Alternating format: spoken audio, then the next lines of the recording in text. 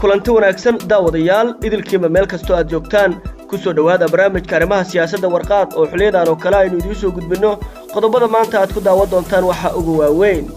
gudoomiyaha baarlamaanka Soomaaliya oo maanta qaatay go'aan aan laga filayn kana hor yimid kala dirista guddiga maaliyadda gudoonka baarlamaanka oo qarka u saaran in laba garab oo u kala jabo warbixin ayaanu idin haynaa oo barnaamijkeenu kugu soo gudbin doonaa qaar ka mid ah madaxweynayaasha maamul goboleedyada iyo siyaasiyiin caan ah oo ku guuldareystay inay la kulmaan ra'iisul wasaaraha Itoobiya Abiy Ahmed Madoobe madaxweynaha Jubbaland oo 3 qodob shuruud uga dhigay heshiis oo la galo dawladda federaalka dawladda Soomaaliya oo kiis dacwad cusub dib ugu oogaysa Cabdiraxmaan Cabdishakuur Warsame maxay tahay sababtu barnaamijka ayaanu idinku soo gudbin doonaa waxaad kaloo daawan doontaan ra'iisul wasaaraha Itoobiya oo ballaarinaya isbahaysiga wadamada gobolka maanta ayuu Itoobiya ku casuumay madaxweynayaasha Djibouti iyo Suudaan oo diyaar garooba saaxiibayaal qodobadaas iyo kuwa kale oo faahfaahsan oo barnaamijkan idinku soo gudbin ku soo dhawow Dilaal abka Dilaal waxa uu ka caawinayaa inaad wax iska iibiso ama aad iibsato adigoo gurigaaga jooga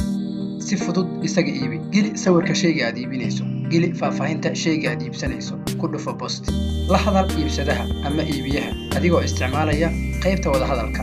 lana wadaag sawirro iyo location-ka ka dejiso abka Dilaal Google Play Store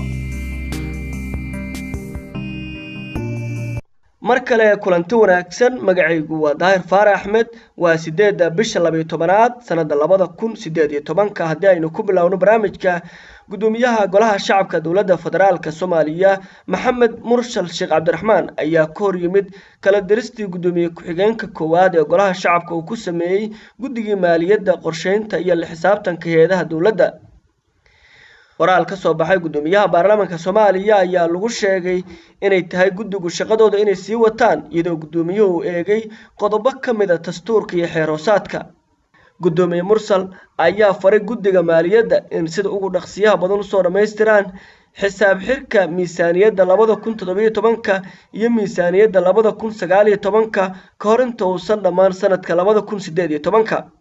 sidoo kale waxa uu faray xukuumadda inay u hoggaansato shaqada guddiga golaha shacabka ee horjoogteynta iyo la xisaabtanka hay'adaha dawladda waxa uu kaloo gudoomiye Mursal ku baaqay in la dhowro madax banaanida golaha shacabka oo ah hay'adda sharci dejinta dhanka kale gudoonka baarlamaanka Soomaaliya ayaa qarka u saaran in laba garab oo u kala jabo kadib go'aanka maanta ka soo baxay gudoomiyaha baarlamaanka Soomaaliya waxa laga baqdin qabaa gudoonka baarlamaanku inay laba dhinac noqdaan xog aan helnay waxay sheegaysaa in gudoomiye ku-xigeenka koowaad iyo labaad ee baarlamaanka Soomaaliya aysan ka warqabin warqadda maanta uu soo saaray gudoomiyaha baarlamaanka Soomaaliya ee dib ugu shaqo geliyay guddiga maaliyadda ee hore loo kala diray waxa la filayaa inay soo saaraan qoraal jawaab ah gudoomiyaha baarlamaanka Soomaaliya waxaana taas ay keeni doontaa in laba garab gudoonka baarlamaanka uu noqdo qoraalada isbarbaryaaca ka soo baxay gudoomiyaha baarlamaanka iyo ku-xigeenadiisu waxay muujinaysaa xasarada siyaasadeed ee ka dhex uratay gudoonka baarlamaanka dhexdiisa iyadoo madaxda sare ee dalka toddobaadyadii la soo dhaafay ama maalimihii ugu dambeeyay cadaadis xooggan ay ku hayeen gudoomiyaha baarlamaanka ugu dambeeyna maanta go'aan uu qaatay qaybihii ugu horeeyay ee barnaamijka arrimaha siyaasadda warqaad ayaynu ku guda jirnaa qaar ka mid ah madaxweynayaasha maamul goboleedyada iyo siyaasiyiin caan ayaa la sheegayaa inay ku guuldareysteen inay la kulmaan ra'iisul wasaaraha dalka Itoobiya Abiy Ahmed ra'iisul wasaaraha Itoobiya Abiy Ahmed ayaa sida aynu ku helnay xog gaar ah waxa uu diiday inuu la kulmo qaar ka mid ah madaxweynayaasha maamul goboleedyada iyo siyaasiyiin caan oo saameyn ku leh Soomaaliya madaxweynayaasha Jubbaland iyo Puntland ayaa laba jeer ku guuldareystay inay la kulmaan Abiy Ahmed ra'iisul wasaaraha Itoobiya oo dana siyaasadeed ay kaga xirnayeen sida ila wareedyo xoogaal aynu ku helnay sargaal ka tirsan madaxtooyada Soomaaliya ayaa sidoo kale inoo sheegay in Abiy Ahmed dawladda Soomaaliya uu ka ballan qaaday inuusan la kulmi doonin mas'uuliyiinta mucaarasan dawladda iyo madaxweynayaasha maamul goboleedyada oo xiriir wanaagsan uusan kala dhaxayn dawladda Soomaaliya Abdulle Maxamed Cali Gaas madaxweynaha Puntland iyo Axmed Maxamed Islaam Madoobe madaxweynaha Jubbaland ayaa doonaya in Itoobiya ay kala hadlaan tabashooyin ay ka qabaan dawladda federaalka Soomaaliya balse ra'iisul wasaaraha Itoobiya Abiy Ahmed oo ka fogaanaya inuu xumaaday xiriirka diblomaasiyadeed ee kala dhexeeya Soomaaliya ayaa si cad u diiday arrintan kana hor yimid waxaana uu sheegay inuusan la kulmayn siyaasi mucaarada iyo madaxweyne maamul goboleed. inkastoo aan la wada shaacin magacyada siyaasiyiinta saameynta ku leh Soomaaliya ee Abiy Ahmed uu diiday inuu la kulmo, haddana waxaa la tuhunsan yahay inay ka mid yihiin kuwa xilal sare ka soo qabtay dalka haddana si weyn u mucaaradsan dowladda uu hogaamiye Maxamed Cabdullaahi Farmaajo. madaxweynaha Soomaaliya ayaa hore u sheegay inuu adkay doono madax banaanida iyo ilaalinta qarannimada Soomaaliya, isagoo sheegay in xiriir iyo heshiis kasto ay la galaan caalamku uu ku saleysan yahay in la soo celiyo jamhuuriyadda Soomaaliya sarana loo qaado maqaamka uu dunida ku leeyahay. wahagaag daawadayaal wili warqad ayaad nagala socotaan barnaamijka arrimaha siyaasadana waa daawanaysaan. Axmed Madoobe oo ah madaxweynaha Jubbaland 3 qodob ayuu shuruud uga dhigay heshiis uu la galo dowladda federaalka.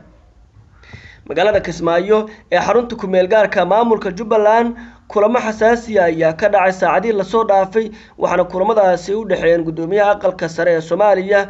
Cabdi Xaashi Cabdullaahi iyo madaxweynaha Jubbaland Axmed Madoobe. kulamada labada dhinac yeesheen ayaa looga arrinsaday sidii xal looga gaari lahaa khilaafka ka dhaxaloosan maamulka Jubbaland iyo dowladda federaalka Soomaaliya iyo sidii labada dhinac la isugu soo dhaweyn lahaa. sidaan wararka ku helayno madaxweynaha Jubbaland ayaa aqbalay dadaalada uu wado gudoomiyaha aqalka sare ee lagu xalinayo khilaafka Jubbaland iyo dowladda federaalka. Axmed Madoobe ayaa gudoomiyaha aqalka sare hordhigay tabashooyin badan oo ay ka qabaan dowladda federaalka iyo habdhaqankooda, waxaana uu cadeeyay in kalsooni badan aan lagu qabin heshiis kasta oo lala galo dowladda federaalka. madaxweynaha Jubbaland Axmed Madoobe ayaa gudoomiyaha aqalka sare u sheegay in heshiis la gaaro oo ka horeeyo dowladda federaalka in ka soo baxdo kuwa hore u wada galeen Jubbaland iyo dowladdu faragelintana dowladdu ay ka dayso maamulka Jubbaland sida uu yiri Axmed Madoobe. waxa uu sidoo kale Axmed Madoobe shuruud uga dhigay gudoomiyaha aqalka sare in heshiis uu galayo haddii la helo damaanad qaad ku aadan in dowladda Soomaaliya aysan faragelinayn doorashada madaxweynaha maamulka Jubbaland. gudoomiyaha aqalka sare ayaa u ballan qaaday Axmed Madoobe in si wanaagsan loo maareey doono heshiiska dowladda Soomaaliya la galayso maamulka Jubbaland, dhammaan la dhowri doono qodobadii lagu heshiiyo. dowladda Soomaaliya ayaa ku guuleysatay inay kala dhantaasho isbahaysigii maamul goboleedyada ay sameysteen ee la magac baxay golaha iskaashiga, waxaana ay doonaysaa in mid maamulada ay ula heshiiso. wahagaag daawadayaal meel kastoo aad nagala socotaan xilli wanaagsan ayaynu idin leenahay. weli qaybihii dhexe barnaamijka ayaynu ku guda jirnaa.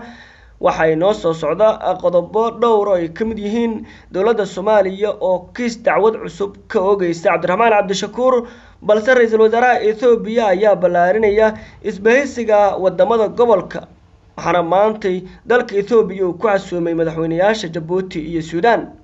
ra'iisul wasaaraha dowladda Ethiopia Abiy Ahmed ayaa maanta ku soo dhaweeyay magaalada Jimma ee ismaamulka Oromada madaxweynayaasha Djibouti iyo Suudaan Ismaaciil Cumar Geelle iyo Cumar Xasan al-Bashiir. sida lagu daabacay barta Twitter-ka xafiiska ra'iisul wasaaraha Ethiopia ayaa lagu sheegay in madaxweynayaasha Suudaan iyo Djibouti lagu casuumay daahfurka mashaariic horumarineed oo laga hirgeliyay magaalada Jimma. saddexda mas'uul ayaa yeelan doona kulan 3 geesood oo looga hadlo arrimaha dhaqaalaha iyo iskaashiga cusub oo dowladda Ethiopia hormuudka ka tahay. ra'iisul wasaaraha Ethiopia ayaa muddooyinkii ugu dambeeyay waxa uu waday iskaashi iyo isdhexgal oo la sameynayo dalalka gobolka, waxaana dhawaan shir 3 geesood ku dhaxmaray magaalada Bahardar ee dalka Ethiopia, Soomaaliya, Ethiopia iyo Eritrea.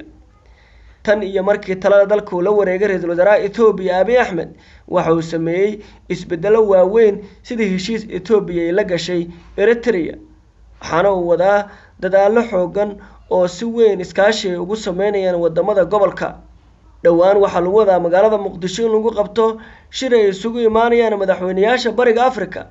waxaana ra'iisul wasaaraha Ethiopia Abiy Ahmed uu doonayaa shirkan inay ka soo dhex muuqdaan Djibouti iyo Suudaan. wahagaag daawadayaal qaybihii dambe barnaamijka ayaynu isla soo gaarnay. dowladda Soomaaliya ayaa kiis dacwad cusub waxa ay ku oogaysaa Cabdiraxmaan Cabdishakuur Warsame. siyaasiga mucaarasan dowladda Soomaaliya Cabdiraxmaan Cabdishakuur Warsame ayaa sheegay in 10 bishan oo ku beegan maalintii Isniinta uu imaan doono magaalada Muqdisho caasimadda Soomaaliya isla markaana waxa jira olole weyn oo la doonayo si weyn in lagu soo dhaweeyo dowladda Soomaaliya ayaa qaadatay go'aan culus oo ku aadan in dib loo furo dacwadii Cabdiraxmaan Cabdishakuur Warsame oo maxkamadda gobolka Banaadir ay sheegtay inaysan wax dambiya lagu lahayn dowladda Soomaaliya ayaa Cabdiraxmaan Cabdishakuur ku eedeysay inuu waday olole lagu doonayo in lagu burburiyo dowladnimada Soomaaliya isla markaana uu la shaqeynayo dowladda shisheeye warar aan la xaqiijin waxa ay sheegayaan in Cabdiraxmaan Cabdishakuur Warsame safarkiisa uu dib u dhigo inkastoo weli ay socdaan fariimo laga sii daayay idaacadaha Muqdisho qaarkood kuwaas oo dadka loogu sheegay in hogaamiyaha xisbiga wadajir uu imaan doono magaalada Muqdisho 10 bishan ciidamo ka tirsan dowladda Soomaaliya ayaa sanad ka hor gurigiisa ku weeraray Cabdiraxmaan Cabdishakuur Warsame kadib markii dowladdu ay sheegtay in lagu haysto eedeymo qaran dumis Cabdiraxmaan Cabdishakuur ayaa muddooyinkii ugu dambeeyay dibad joog ka ahaa dalka waxaana shirar kala duwan shacabka Soomaaliyeed ugu qabtay qaar ka mid ah wadamada Yurub, Kanada iyo Mareykanka guud ahaan daawadayaal waa dhageytaas barnaamijka arrimaha siyaasadda warqaad intaaynu mid lamid ku kulmayno nabadgelyo ku soo dhawow warqaad press haddii aad ka heshay muuqaalka fadlan like siina share garay